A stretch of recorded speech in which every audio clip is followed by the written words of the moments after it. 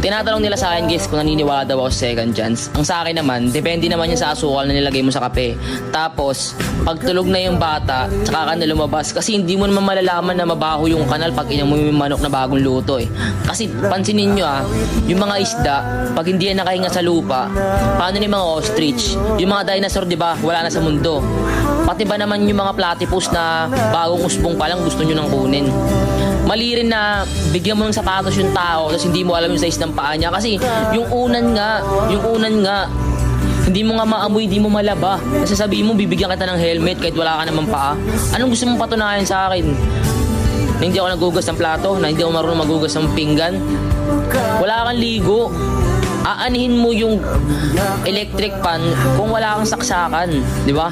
Di ba? Isipin niyo na lang guys, isipin niyo yung thermos, pag lumamig yan guys, wala kang magagawa.